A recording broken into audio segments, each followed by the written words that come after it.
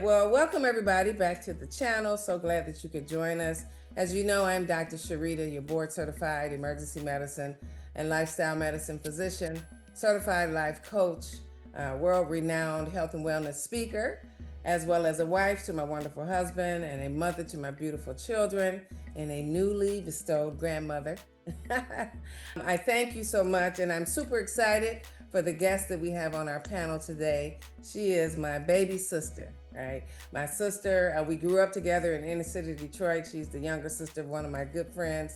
That baby sister that always had to tag along, that's her. But she has grown up to become a wonderful woman, very well accomplished, wife, mother, physician as well. And we're excited for her to be here because we're going to share with you as we discuss perimenopause and menopause from our points of view as Black female physicians and how it affects women of color as well as ourselves. So without further ado, I'll let her introduce herself and her credentials, Dr. Eboni Cornish. Thank you so much. And yes, when she says follow them and tag along, I followed her all the way to being a physician. So I am a family practice physician, but I call myself an investigator. I do functional medicine where we're looking at the root cause of your conditions. And that's why we're going to talk today about root causes of hormone imbalances, just so you get an understanding. I'm Associate Medical Director of Amen Clinics, which is a national clinics around the country where we treat and specialize in brain health and neuropsychiatric manifestations of disease. So this is something I'm very passionate about. When she said, let's do this webinar, I could not wait. So we're going to break it down for you so you can understand what we are going through and why. Absolutely, absolutely. So welcome once again. So again, we're going to shed light on our unique experiences and unique experiences that women of color experience. We're going to talk about and highlight some of the research around some of the disparities that on symptomatology that we experience, and just share some natural remedies, supplements, and lifestyle changes and things that we do in our own lives, as well as recommend for our patients for you today. So sit back, relax, and hopefully you get informed. So Dr. Eboni, if you would please give us your perspective of the definition of perimenopause. All right, listen, perimenopause is real. Okay. Yeah. I am dealing with it right now in my late 40s. And it can be a different variety of things. When I talk to my girlfriends, they may say, hey, I'm brain fog. I'm waking up in the middle of the night. I can't control my weight. It's just coming on no matter what I remove from my diet, how much exercise I do. And it really can start as early as your late 30s when you start getting those irregular cycles, and then you start skipping cycles. You don't know when it's going to happen, your menstrual. So it's very important that no matter what age you are, late 30s, early to late 40s, if you find that you're getting things like cognitive impairment, sleep problems, brain fog, just not feeling yourself, and weight gain, we're on the way. We're losing, unfortunately, some of those female hormones, progesterone and estrogen, that keep us stable. So no, we're not all the way there, but we better buckle up because we're going to tell you some other strategies on how to make this a pleasurable experience by supporting you. But ladies, get your hormones checked. Correct, Doc, because it's very real, and it's a period of time, that perimenopause time, where it could last anywhere from 4 to 10 years prior to going through menopause.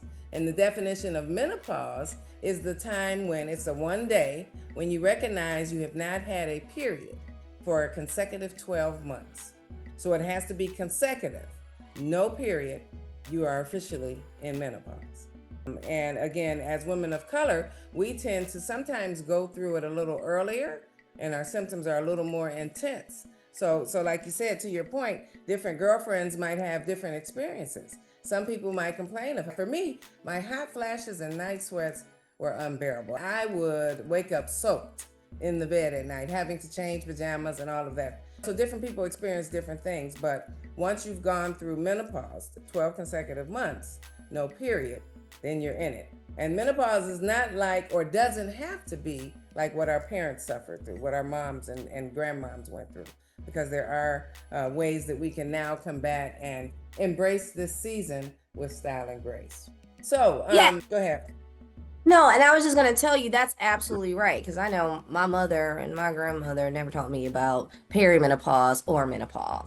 It Right, just was what happened, right. right? And Hmm. the term was, okay, no more babies. Yeah, We're no exactly. longer fertile, you know? Right. That's the kind of way I learned about it growing up. But it really wasn't until I read the Swan study.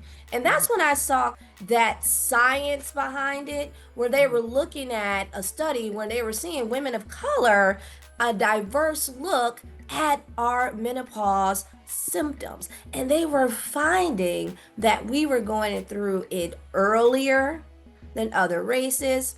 It was, Yeah. we had prolonged hot flashes Hmm. across the board. We had Latinos had higher rates of depressive symptoms. So we forgot to mention that mood change.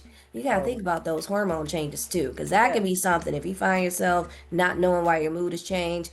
And Asian women, they presented with more vasomotor symptoms, but higher bone density concerns. So it Mhm. has a lot to do with a lot of different risk factors that even we see today. And Dr. Sharita, why don't you tell us some of those? So the risk factors are could be inherent to our culture, and our environment, the way we are raised and the way we grow up. So, inherently as African American women, we have a higher rate of obesity, higher rate of hypertension and diabetes, and all of these underlying chronic diseases can lead to worsening symptoms as well. Cardiovascular health is another disparity that exists in women of color concerning menopause and perimenopause, because as you know, estrogen is very heart protective. And when we lose our estrogen, then that puts us again at greater risk of developing heart disease, cardiac problems, hypertension, heart attacks, strokes. So again, we're at greater risk simply by the underlying chronic diseases that we tend to carry within our community. I Mhm. agree. And I also want to add just being a brain health, looking at neuroinflammation, women of color, we have higher levels that I see in my practice of cortisol. Now, cortisol is your stress hormone, and who's not stressed, right?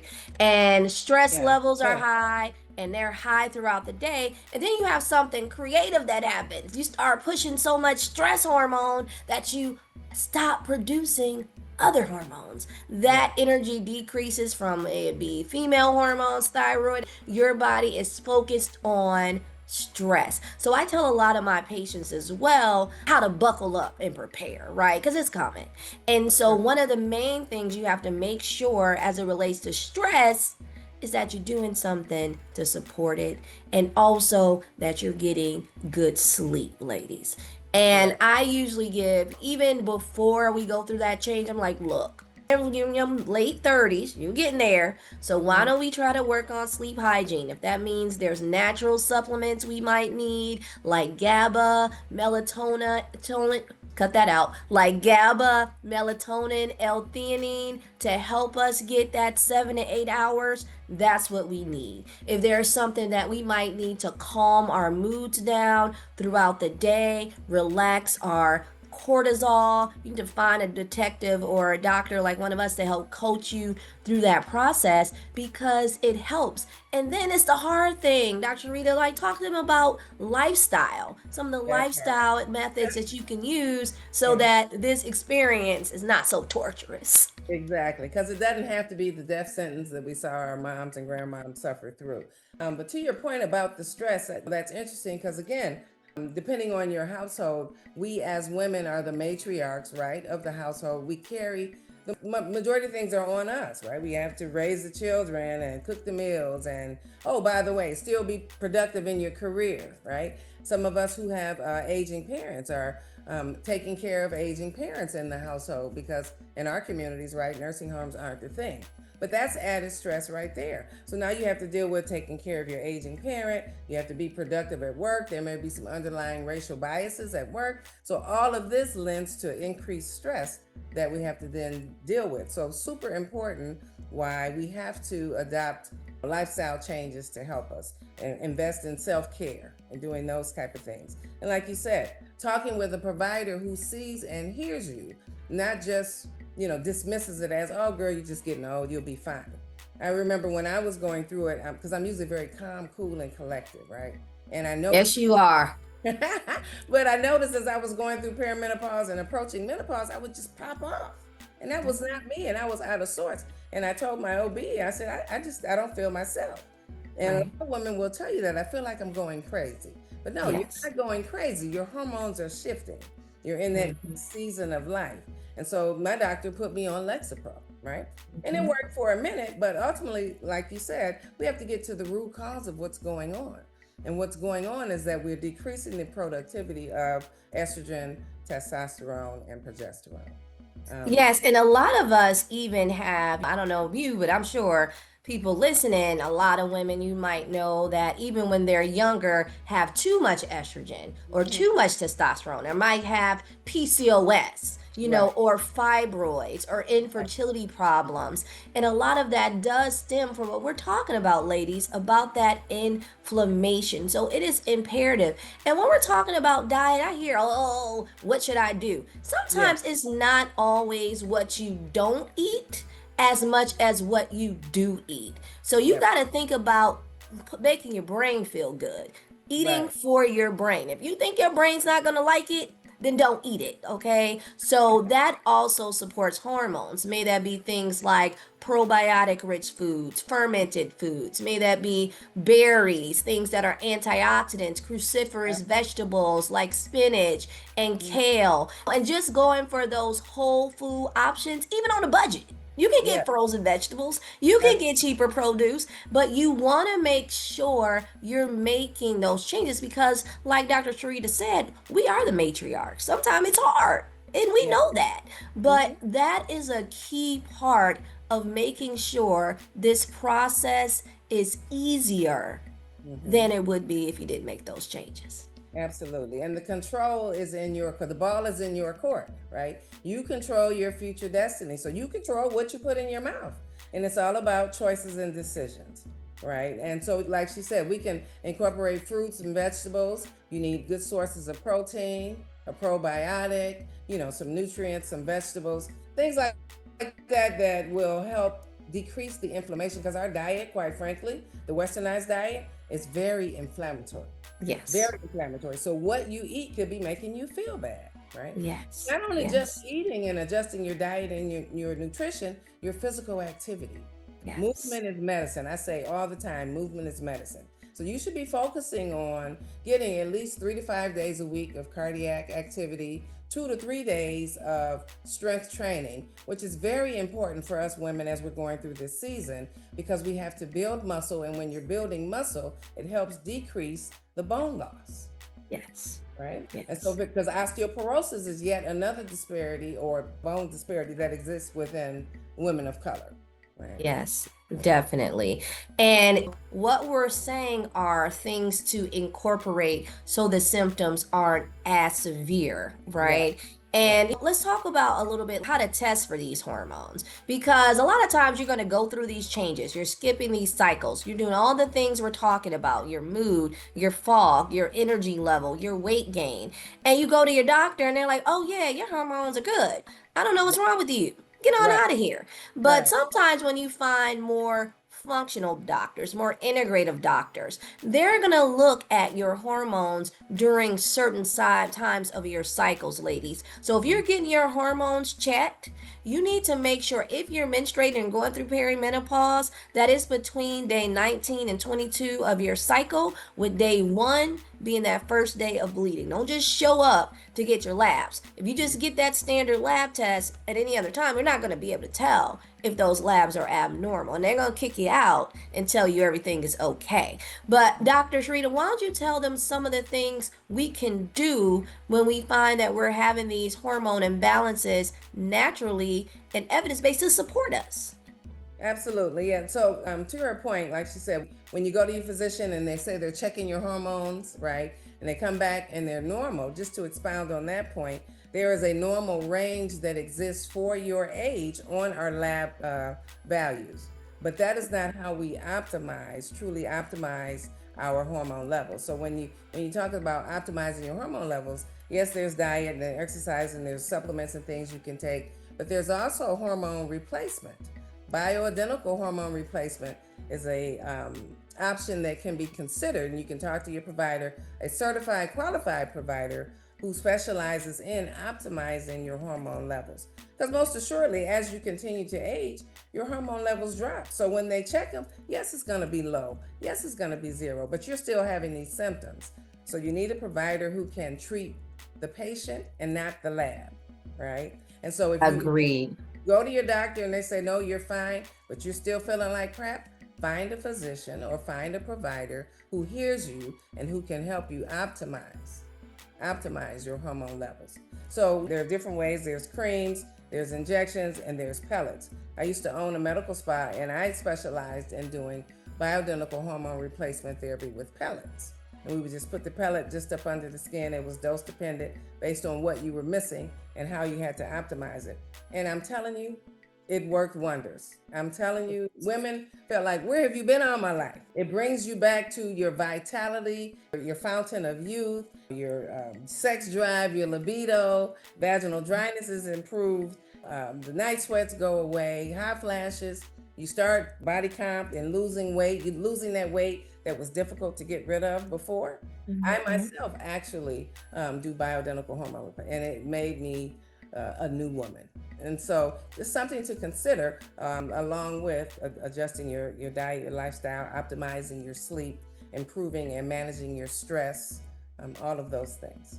Exactly. And a lot of times, my friends, when we're talking about menopause and perimenopause, they're like, what does that mean? Bioidentical. Don't you have to be rich to do that? Or Yeah, what is that? Oh, you're going to get heart disease if you take hormones. So let me break it down. yeah, We're not talking about fake hormones, like those studies that you read where estrogen increases your risk of heart disease. That is not bioidentical. Bioidentical are natural forms of hormones that are identical to what we produce in our bodies. that's So it. there are studies that show that bioidentical natural hormones are cardio, heart protective, and just protective Absolutely. overall, right? Mhm. So Absolutely. also to note is that I have found that some of my patients have even done well when they're telling me I'm not doing that, I can't afford it, Yeah. with using some of the natural forms of hormones from the pharmacy. May Yeah. that be estradiol patches that you wear every couple of days. May that be prometrium, which is another natural form of progesterone that your insurance may cover. So there are ways that you can get natural, even though it's from the pharmacy, you get Yeah. more natural forms of these hormones from the pharmacy covered by insurance.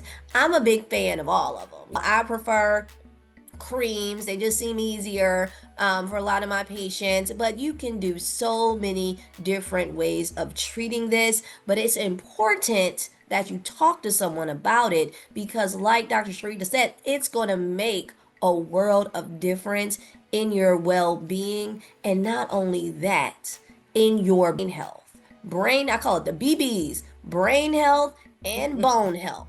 Those are the things we struggle with the most as we're going through this change. So, getting that support is important and it's evidence based. Absolutely. And you talked about brain health. Let's expound a little bit on right mental health and well-being as we go through this transition. Because again, you sometimes feel like you're going crazy, right? And you might have increased anxiety, increased depression, increased mood swings or changes that you can't explain. And so again, don't be afraid to reach out and ask for help. Don't be afraid to recognize and acknowledge that you're going through something, right? If you can't Yeah. talk to your doctor, you talk to a good girlfriend, talk to somebody, get involved in Facebook groups or support groups with other women who are going through it. I just think it's key. What do you think, Doc? Agree, because the way I look at mental health is brain health, right? So, especially going through that change, I know for me, going through perimenopause, now granted, I'm a mom of triplets and I'm a doctor, and Yeah. yes, they're 9, but I just found myself getting real anxious for no reason. So, yes, life is stressful, but I'm not as cool, calm, and collective like Dr. Sharita might be. But I'm still kind of, organized. And I just found myself feeling like I was afraid. My heart was had palpitations. I was Yeah. having to take things to calm me down naturally. Thin and gap. I was just needing.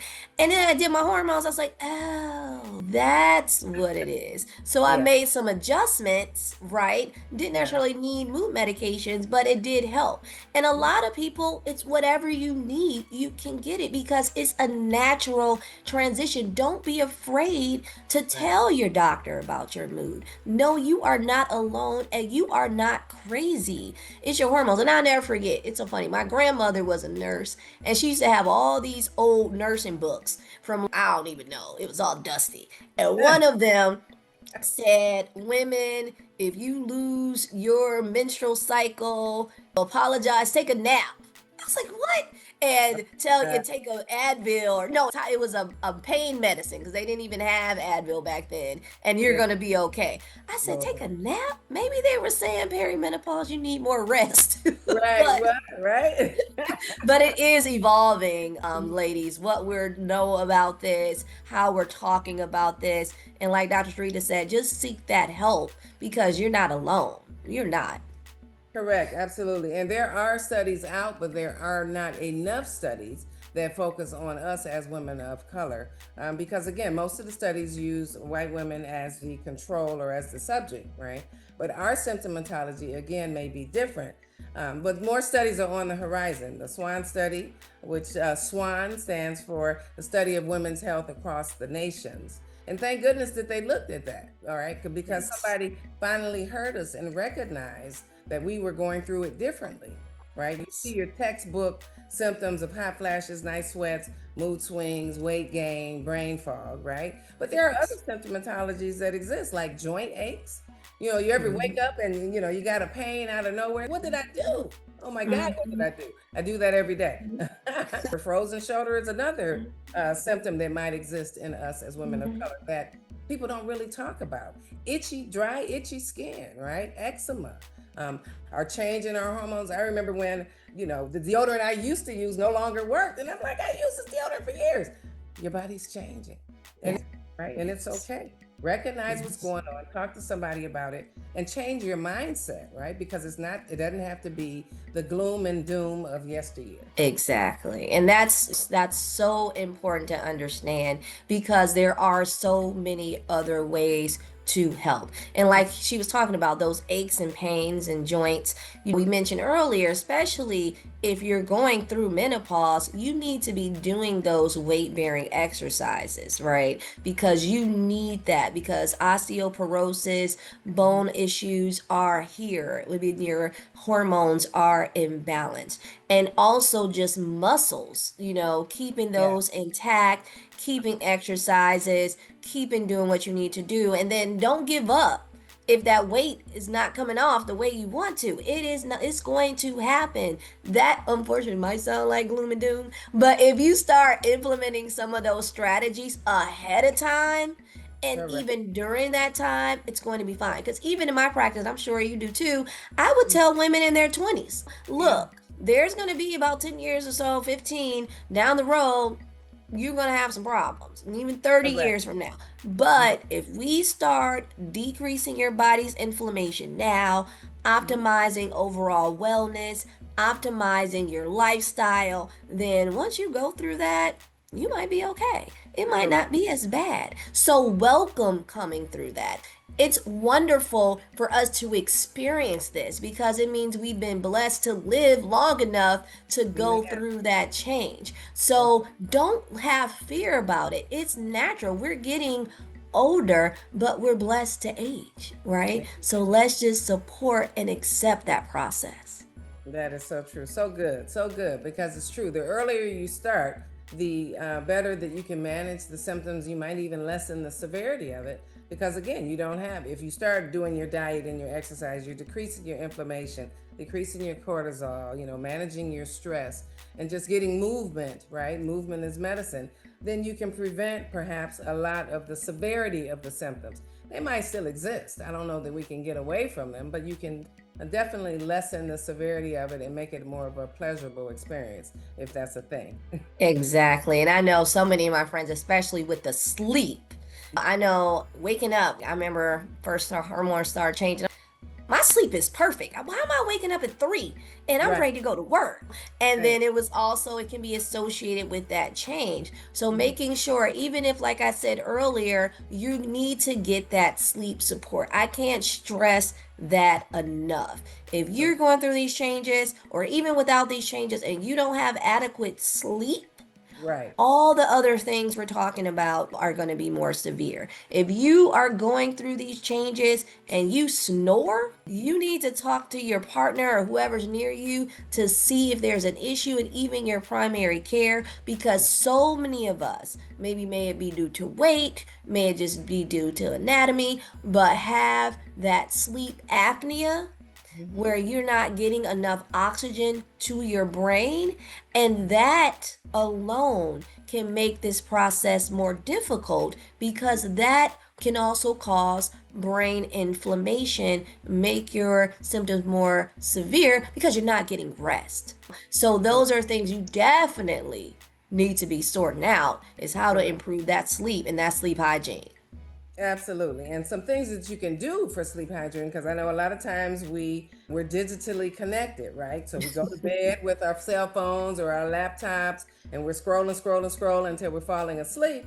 But a lot of people may not know that the cell phone and then the laptop has a blue light that messes up the circadian rhythm, if you will. So Mm-hmm. your body's still interpreting it as daylight, Mm-hmm. and it's not Mm-hmm. allowing you to shut down properly and go through the stages of sleep so that you can get restful, good quality sleep. So you need to develop Yes. a wind down, step away, or detox, if you will, from your digital devices, and maybe set a routine where you are lighting a candle or taking a hot bubble bath, drinking some chamomile tea, just winding down so that when it's time to sleep, your body naturally just goes through it, right? Without all the extra Great. noise and distraction. Sleep is And very I important. agree. Lack of sleep, it lends to so many other different health problems. It does lend to weight gain and mental problems.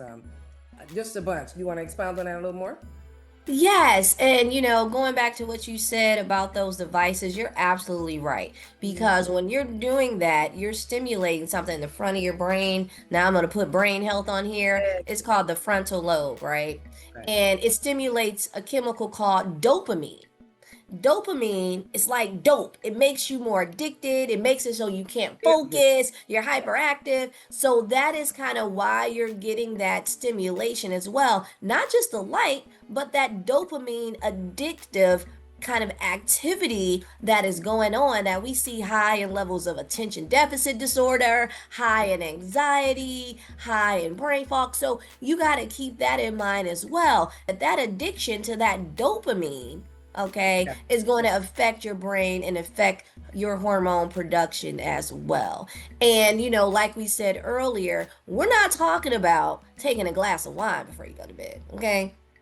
Don't try it. I have so many patients. Oh, yes, to unwind, I take wine. No, you could try something natural like resveratrol. That's something really good that gives you that same calming ability. Yes, I'm a big fan of melatonin as well, but I'm more of a big friend of taking your time and setting a sleep alarm. That's what I tried to do. Even if you think you're sitting in your bed and you're looking around, make your bedroom an oasis bedroom. Yeah. Nobody needs to call you while you're sleeping, right? Turn that phone off or put it on airplane mode.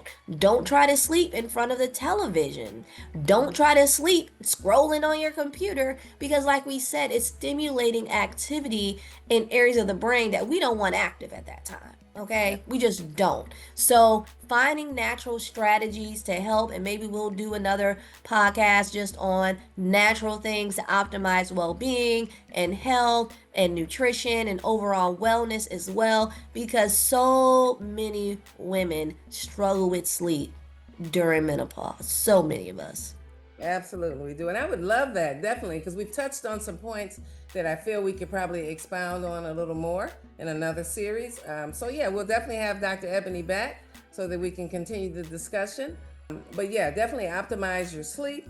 optimize your stress management, optimize your nutrition and diet, and your physical activity.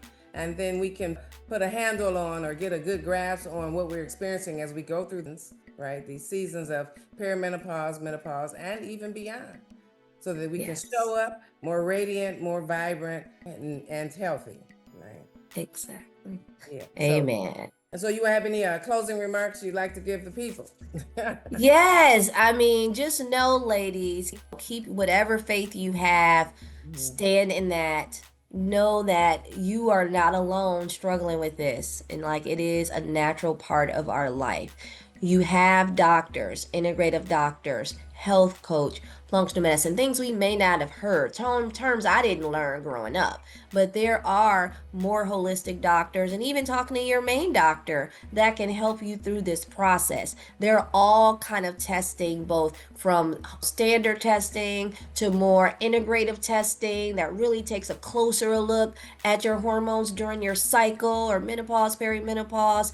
Just remember some of the key things that Dr. Sharita said about lifestyle, but more importantly, knowing how to replace those hormones and different strategies and different questions to ask your doctor. Ask your doctor, do you know about bioidentical hormones? Ask them, what time of the cycle, if you're having a period, should I check my hormones? Ask them about other strategies to support you during this time. And if they tell you, I don't know, well, you need to move down the list, because there are doctors who do know. Absolutely, absolutely. And as you said, there's doctors, practitioners, there's health coaches, coaches like myself. So I went from practicing emergency medicine to where we are reactive to being more proactive, practicing lifestyle medicine, and then delving into hormone replacement and women's health. So I help women, high achieving women over 40, who struggle with the challenges of perimenopause and menopause to confidently navigate those changes by transforming their health, lifestyle, beauty, and mindset. So find somebody who is locked in like that, who can help you on your journey. Because again, you're not alone. It doesn't have to be the doom and gloom that once was. You can be vibrant, you can live life. You just have to lock in with the right people who hear and see you. So hopefully this segment Amen. has been helpful for you. If you have a lot of questions, you can reach Dr. Eboni at My Instagram is at dr.ebony Cornish. That's Eboni Cornish. My website is the same thing, www.dreboniccornish.com. I'm in East Coast. I'm outside of DC, but telehealth is everywhere. You have licenses all around the country, some of these, and you can help people as well.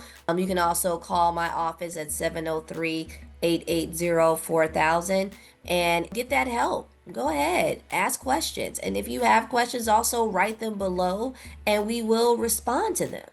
absolutely. As you all know, you can reach me on all social media sites at Dr. Sharita, MD, DrSharita.com. That's also the website, www.drsharitamd.com.